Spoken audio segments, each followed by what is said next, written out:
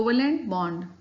Covalent bond का हम यहाँ पे जनरल इंट्रोडक्शन देखते हैं। सबसे पहले एक्चुअल में जब एटम अनस्टेबल होता है तो वो बॉन्ड बनाने में पार्टिसिपेट करता है और बॉन्ड बना करके यह किसी मॉलिक्यूल का या कंपाउंड का निर्माण करता है।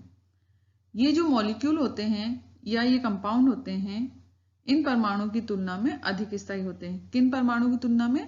जिनसे कि वो बने हुए हैं। इन मॉलिक्यूल में ये परमाणु स्थायी इलेक्ट्रॉनिक विन्यास में होते हैं। इट मीन्स इन एटम का इलेक्ट्रॉनिक कॉन्फ़िगरेशन स्टेबल होता है।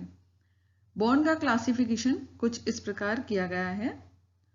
केमिकल बॉन्ड, एक्चुअल में केमिकल बॉन्ड क्या होते हैं? दो एटम के बीच में force of attraction he chemical bond कहलाता है। केमिकल बॉन्ड को दो प्रकार में डिवाइड किया गया है। पहला है स्ट्रॉन्ग बॉन्ड और दूसरा है वीक बॉन्ड। स्ट्रॉन्ग बॉन्ड को इंटर एटॉमिक बॉन्ड भी कह सकते हैं और weak bond inter molecular bond कहलाता है। अब स्ट्रॉन्ग बॉन्ड चार तरह के होते हैं। पहला आयनिक बॉन्ड, दूसरा कोवेलेंट बॉन्ड, तीसरा कोऑर्डिनेट बॉन्ड और चौथा मेटालिक बॉन्ड। और जो वीक बॉन्ड होते हैं वो दो प्रकार के होते हैं। फर्स्ट है हाइड्रोजन बॉन्ड और सेकंड है वैन डर वाल बॉन्ड। इंटर एटॉमिक बॉन्ड की ऊर्जा 200 किलोजूल पर मोल होती है और इंटर मॉलिक्यूलर बॉन्ड जब बनते हैं तो उनकी एनर्जी 2 to 42 किलोजूल पर मोल होती है। अंतर परमाणुीय बंध। अंतर परमाणुीय बंध वह बंध होते हैं जो परमाणु के मध्य में बनते हैं। जैसा कि नाम से ही स्पष्ट है, इंटर एटॉमिक बॉन्ड यानी दो एटम के बीच बनने वाला बॉन्ड इंटर एटॉमिक बॉन्ड कहलाता है। दूसरा है अंतर आणविक बंध। अंतर आणविक बंध वो बंध होते हैं जो कि अणु के मध्य बनता है। ये भी नाम से स्पष्ट हो रहा है कि इंटर मॉलिक्यूलर यानी दो मॉलिक्यूल के बीच में बनने वाला बंध इंटर मॉलिक्यूलर बॉन्ड कहलाता है। मॉलिक्यूल या कंपाउंड में अणु में स्थायी इलेक्ट्रॉनिक विन्यास, इलेक्ट्रॉन ग्रहण करके, इलेक्ट्रॉन साझेदारी करके एवं इलेक्ट्रॉन त्याग कर आ सकता है और इसी के आधार पर एलिमेंट को बांटा गया है। तो जो एलिमेंट बांटे गए हैं वो कुछ इस तरह से है। फर्स्ट है विद्युत धनीय तत्व, इलेक्ट्रोपॉजिटिव एलिमेंट। ये एलिमेंट आसानी से एक या एक से अधिक इलेक्ट्रॉन त्यागने की प्रवृत्ति रखते हैं और इसीलिए इन्हें इलेक्ट्रोपॉजिटिव एलिमेंट कहा जाता है। नेक्स्ट है इलेक्ट्रोनेगेटिव एलिमेंट। वो एलिमेंट जो कि इलेक्ट्रॉन गेन करने की प्रवृत्ति रखते हैं, वो एलिमेंट इलेक्ट्रोनेगेटिव एलिमेंट कहलाते हैं। वे तत्व जो इलेक्ट्रॉन देने या ग्रहण करने की प्रवृत्ति रखते हैं। परमाणु की विद्युत धनीय व विद्युत ऋणीय प्रवृत्ति या गुणों के आधार पर तीन प्रकार के बॉन्ड पाए जाते हैं। तो ये तीन प्रकार के बॉन्ड कौन कौन से हैं, चलिए आगे देखते हैं। पहला जो बॉन्ड का प्रकार है वो है ionic bond. Okay, electropositive element और इलेक्ट्रोनेगेटिव एलिमेंट, इन दोनों से मिलकर के आयनिक बॉन्ड बनता है। आयनिक बॉन्ड में एक परमाणु से दूसरे परमाणु पर एक या एक से अधिक इलेक्ट्रॉन का पूर्ण स्थानांतरण होता है, कंप्लीट ट्रांसफर होता है। किसका? इलेक्ट्रॉन का, एक एटम से दूसरे एटम पर। नेक्स्ट है कोवेलेंट बॉन्ड। ये इलेक्ट्रोनेगेटिव एलिमेंट और इलेक्ट्रोनेगेटिव एलिमेंट से मिलकर सहसंयोजक बंध या कोवेलेंट बॉन्ड बनता है।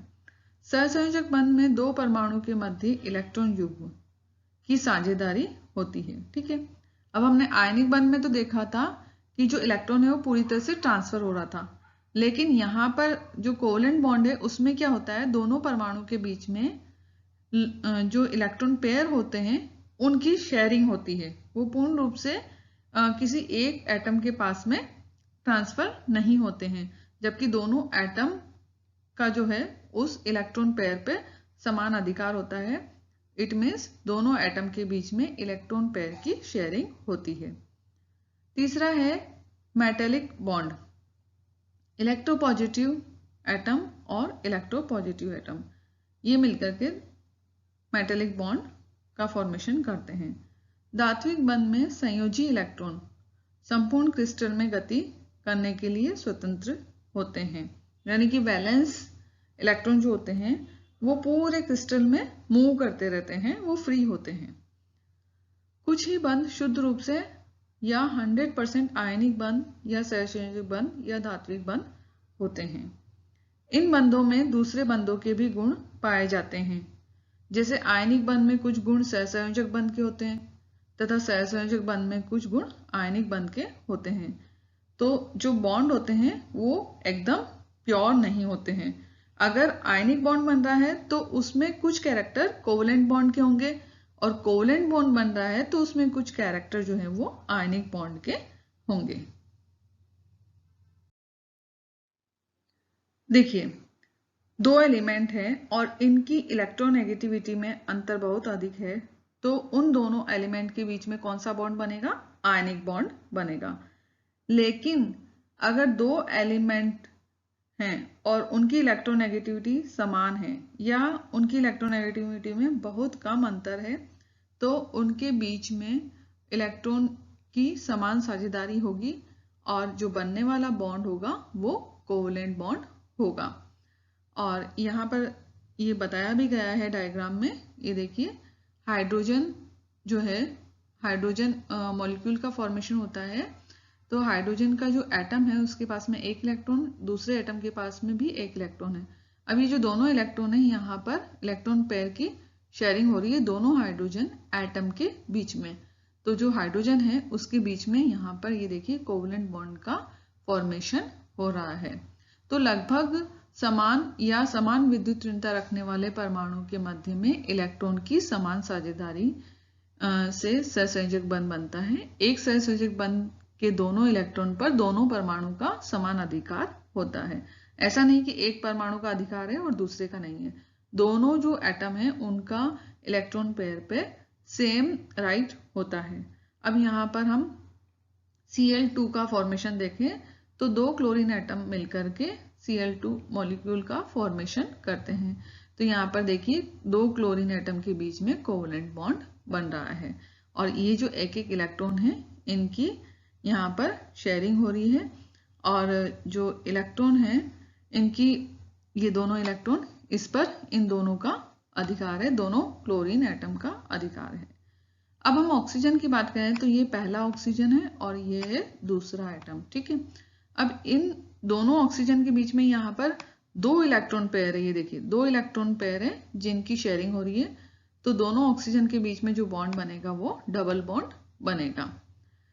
अब इसी तरह से NH3 का एग्जाम्पल यहाँ पर दिया गया है। तो नाइट्रोजन और हाइड्रोजन के बीच में एक इलेक्ट्रॉन पेयर की शेयरिंग हो रही है। तो यहाँ पर जो बनने वाला बॉन्ड है वो कोवलेंट बॉन्ड होगा। अगर सपोज 3 इलेक्ट्रॉन की शेयरिंग हो रही है, मतलब 3 इलेक्ट्रॉन एक एटम दे रहा है और दूसरा 3 इलेक्ट्रॉन दूसरा एटम दे रहा है, यानी कि 3 इलेक्ट्रॉन पेयर की दो एटम के बीच में शेयरिंग हो रही है, तो फिर ट्रिपल बॉन्ड का फॉर्मेशन होता है।